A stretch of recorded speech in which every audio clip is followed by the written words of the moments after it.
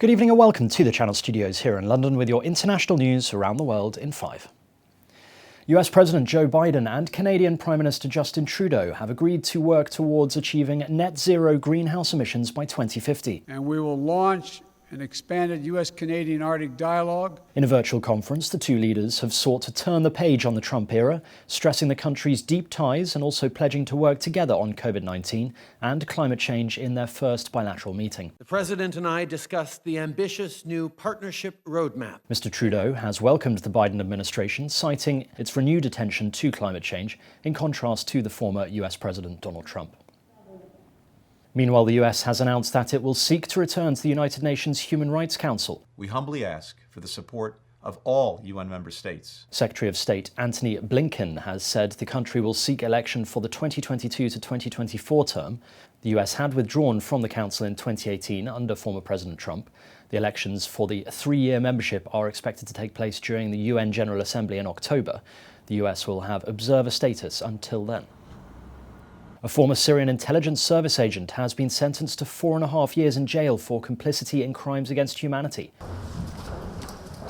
Ayad al-Gharib has been convicted by the higher region court in the German city of Koblenz. The ruling is the first in the world related to the brutal repression of protesters by the Syrian government. The court has said that Mr. al-Gharib had arrested at least 30 anti-government protesters at the start of the Syrian civil war in 2011 and sent them to an intelligence facility where he knew detainees were tortured. It's historic day for justice in whole the world. Syrian human rights lawyer Anwar al-Bani has said the unprecedented verdict would speed up efforts to bring charges against former members of the Syrian government that are suspected of war crimes.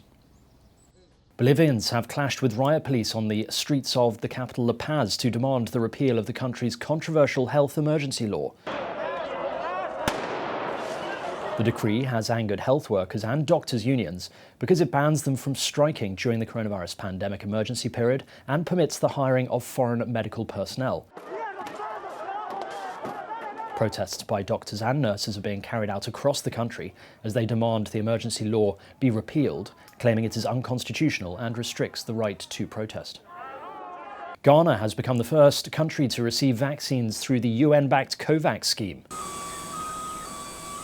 A flight carrying 600,000 doses of the AstraZeneca-Oxford vaccine produced by the Serum Institute of India has landed in Ghana's capital, Accra. The delivery has arrived through the COVAX initiative, aiming to deliver a total of 2.3 billion doses by the year end, including 1.8 billion to poorer countries at no cost to their government. Ruling party candidate Mohamed Bazoum has been declared the winner of Niger's presidential election. Bazoum, a 61-year-old former interior minister, won 55.75% of the vote in what is considered the country's first ever democratic transition of power. However, the opposition has alleged widespread fraud, including the theft and stuffing of ballot boxes and threats against voters. Protesters burned tyres outside Usame's campaign headquarters and in other parts of the capital.